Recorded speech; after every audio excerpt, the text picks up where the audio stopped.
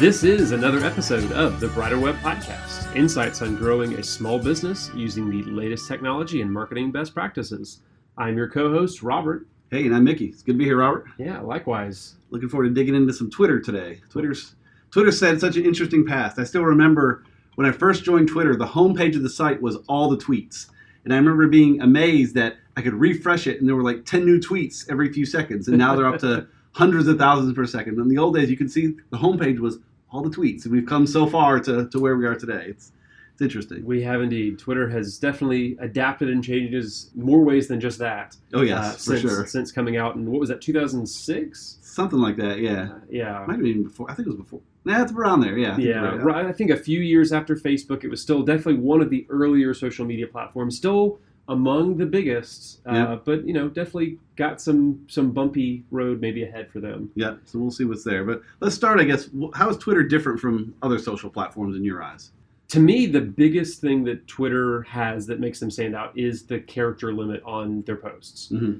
With Facebook, I can put a long, rambling rant about my political opinions and why they're right and everyone else is dumb. I think it's like 5,000 characters on Facebook or something. Gosh, yes, yeah. Way longer than anybody wants to read. And it's kind of the same on most other social platforms. On Instagram or on even LinkedIn, I can just post a long thing. On Twitter, I'm limited to, in today's terms, is it 280 characters? Yep. Yeah, where it used to be 140. And that started out because I believe that was all you could send in like a short message format. It started as a text messaging service, yes. which is limited to 160 characters. Right. So they left 20 for some of the metadata to go with it and gave you 140 to do. Because it was just a text service. Actually, it was just an internal tool they were playing with to text each other. They didn't mean to make a product out of it, but here we are. But yeah, that was the limit originally, and that quickly disappeared. But they kept the limit, which people liked, and now they've doubled it, which people don't like as well. Some, but it's interesting. Yes. Progress they've made. I think some people do like the longer, like, I need just more space to say my short mini rant. Right. But in my mind, the shorter, the better, because it allows you to be succinct. If you can, it allows you to, forces you to kind of be a little bit more creative with what you have to say. So that is by far the biggest thing that stands out about Twitter. Yeah, that limit is great too, because it forces you to condense your thoughts too. There's attributed to Blaise Pascal, there's some argument there, but if I had more time, I would have written a shorter letter. Like, it takes time to be concise, and so Twitter forces that on you a little bit, and you have to kind of rethink your tweets and really word it well if you're constrained. But if they give you an open thing, you can just type whatever you want and off you go. So absolutely, yeah. So as a kind of more of a Twitter purist, I like that. Some people don't like it as much, and that's why they don't use Twitter as often. Yeah, exactly. So how can Twitter work well for businesses? Well, I mean, like we said, it's certainly one of the oldest and still largest social media platforms. It still has a lot of active users, and there's certainly a very kind of clear user base that they have. So, I mean, it's got a good audience that you could potentially go after for your business. For sure. You need to be aware of who your audience is and then, what the Twitter audience could be. So as long as you're aware of that and you're going after the kind of right people for your business, again, there's a good opportunity to connect there.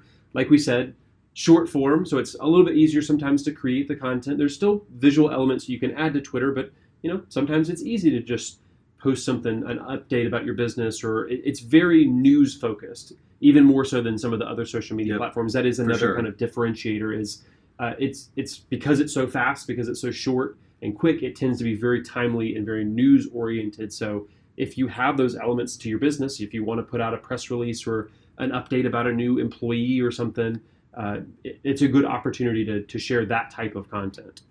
Agreed. Yeah, Twitter can do a lot of great things for business, but what are some places where Twitter might not be a good fit, or what are some reasons it might not? Unfortunately, I think this list is grown and growing a little bit longer. It's, in my eyes, becoming a little bit less relevant for most businesses. Not all businesses, certainly. I mean, it's not a bad place to be, but unfortunately, it just, because of how quick that turnover is, if you post something on Facebook, it may continue to reach people for another day or two. Twitter, you have a very short window. If you're not reaching people within like 30 to 45 minutes of when you've posted that thing, it's kind of washed away in a flood of a lot more content. Agreed. So you just have a much shorter window. You have to post a lot more often for that reason. You have to engage a lot more. Twitter, the good thing is there's a lot of conversations happening, a lot of trending hashtags. So you have the opportunity to join those conversations, but at the same time, you can get washed away by all of that stuff Right. happening. So, I mean, just anecdotally, here at Green Melon, we manage, the social media platforms for several of our clients, and on Twitter, we very often see low engagement rates, especially compared to some of the other social media platforms. So it's just becoming a lot less engaging for businesses. I think personally, and for a lot of individuals, it can have a higher level of engagement. But for brands and companies, it becomes a lot more difficult for people to, I guess, engage and build a good following on Twitter. Agreed. Yeah, I've seen the same kind of situation. Different social networks work differently. Yeah, Twitter does seem to be more personally focused, I guess, at least beneficial, but still can be very helpful for businesses. So how could a business take advantage of Twitter to the extent possible? Well, I mean, I think one of the ways is you could potentially pivot is not just completely relying on like your brand's Twitter profile. Maybe you engage some individuals like your CEO or some of the C-suite folks, or I mean, even just any employee who has a personal following. I mean, there's a messy line between the professional and the personal there, but sure. like, hey, help us use your small following, but potentially getting a higher level of engagement because you're an individual who works for our company. So engaging with your employees, I think, is one way to do that. I mean, even just knowing the limitations and knowing the quirks of the platform, knowing that you're going to have to post a lot more often. I think as long as you're aware of some of those things, you can start to kind of use them to your advantage and work around them, especially because, again, knowing that there's a lot of those conversations, and if you're following a hashtag or you're seeing a trend or you're basically engaging with some of those people who are, quote unquote influencers or who are active on Twitter, and you can get them to engage with your brand, you're going to have a lot more success because you're, again, playing into what's already engaging rather than trying to kind of start your own snowball and start your own conversation that may never get off the ground. Yeah. Conversations on Twitter can be fantastic if you get the ball rolling. So that's a great point. Yeah. So you mentioned that Twitter, it's gotten a little worse over time. Let's unpack that a little bit more. So what are some ways you see Twitter maybe slipping up a little bit? One of the things, again, some of this is very colored by my own personal perception, and I think you and I tend to agree on these things. Yep, so for sure. We'll cement it as truth, basically. But yeah, I mean, I think so much of what Twitter's advantage was, and so much of what made them, stand out in the crowded social media space was their simplicity, right? It was 140 characters. It was just, hey, we're just posting updates. We don't have all this kind of other nonsense like Facebook is so cluttered with marketplace and games and live and all these kind of other things. And I liked the kind of purity of Twitter, and that it's just, I mean, it's really just kind of like text and a couple images, whatever, and that's your content. Yeah. They have been swayed, I think, a lot more because they've seen the popularity of Instagram stories and Clubhouse as an audio format and all these kind of other things. So they've added a lot more features, which can seem like a good thing, but then it's never quite certain, like, well, what is Twitter now? What are they for? And I think they've a little bit lost that sense of like, what are they trying to accomplish? How are they different? Why do they stand out?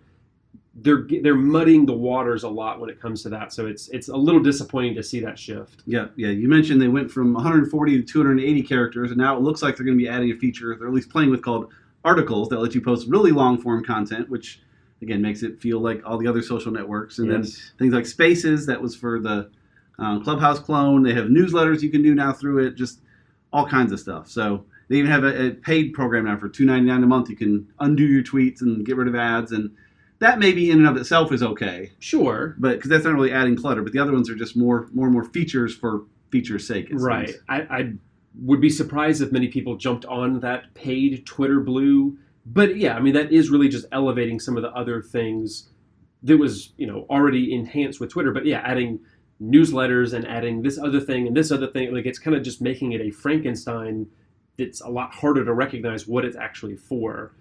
So I think that they may start to kind of degrade and erode some of the people who like to use it, like me and like you, because it's like, what am I even using this for? Do I have to figure out this whole new thing, or should I just give up on it completely? Yeah, it reminds me a little bit of Evernote, where Evernote was a simple note-taking tool, and then for years they kept adding more features and more features and more features and kind of lost their way, and now they're rolling all that back for the most part. They're getting rid of recipes and all the extra stuff to make it just a pure note-taking tool again. And I wonder if Twitter might follow suit, where over the years they choose, let's simplify a bit and get rid of the newsletters, and we'll see. I'm not sure they will, but it'd be interesting to jump ahead 10 years and see where we are. Sure. And I think a lot of it will depend on how people respond to it and if they use it or engage on it, or if, it may be too late. They may have lost too much of their audience and it's hard to get them back even after you kind of embrace your simplicity, where they started out from. And I will also say another thing that we haven't addressed yet is we did an episode on LinkedIn a little while back that we'd encourage you to listen to. And one of the advantages of LinkedIn is it is a lot more free of some of the negative and especially political conversations. For sure. Twitter is very much aflame with all of those things. You can really see kind of the worst of the internet in a lot of ways with just some of the negativity and the name calling and bullying and a lot of that just really toxic stuff. You can find corners of Twitter that are a lot more positive, and especially if you're in a business space and you're just talking about your industry news, if you're talking about marketing or something like that, it can be a lot more sanitized, but it can also get dark very, very quickly if because people are just willing to, like, there can be anonymity on Twitter, and so people just let that be a license to kind of run wild, and that is certainly disappointing as well. Yeah, for sure. Yeah, LinkedIn is so different because you can't really be anonymous there. I think you could to some degree, but basically if someone posts something political, all the comments that come up that I've seen are saying, get that out of here. Like, this is not the place for that. And it's really, get that out of here, Bob, because it's someone you connected with, it's not just a random bot out there doing things. So LinkedIn has its advantages there, but again, being so tight on things has disadvantages. If you want to be able to speak freely and stuff, Twitter's a better place to go, but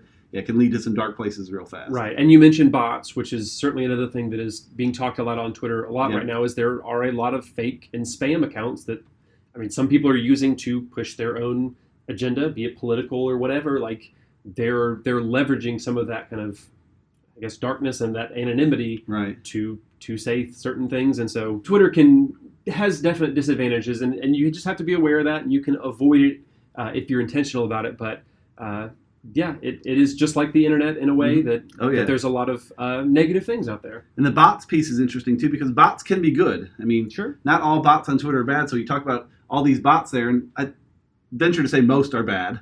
But you have things like Seth Godin we've talked about before. I don't know that his is a bot, but his Twitter account, he doesn't go on. It just tweets his blog post every day. That's all it does. So maybe a human, maybe a bot. It doesn't matter. If it's a bot, it's a good bot. That's doing a good thing. He's got 780,000 followers or something just to see his posts. So bots can be good, and Twitter used to really push that more with their API and trying to integrate everywhere, and they've kind of shied away from that, which I think is a mistake as well. But there's certainly a lot of bad bots too, and dealing with that is remarkably difficult. I give Twitter and I'll give Facebook credit for doing the best they can, because it's so hard to stop all that mess out there. But Twitter seems to be more of a good place for those people to go, and so it becomes a lot harder to keep clean. Absolutely, yeah. So hopefully your business gives Twitter a shot. Again, be aware of all these kind of potential pitfalls of the platform. It's certainly something that I think both Mickey and I enjoy going on personally. And correct. Oh, yeah. And we'll be interested to see the future of the platform. Yeah, I was going to say, we kind of ended on a negative note there, but you and I both use it quite a bit and love it and engage with folks. It's a fantastic place to be. Just go in with the right expectations. Absolutely, yes. So if you have been, thank you for listening to this episode of the Brighter Web Podcast, brought to you by Green Melon, a digital marketing agency. To help your business keep up with the latest digital marketing trends, check us out at greenmelon.com. You can also find show notes and more episodes at abrighterweb.com.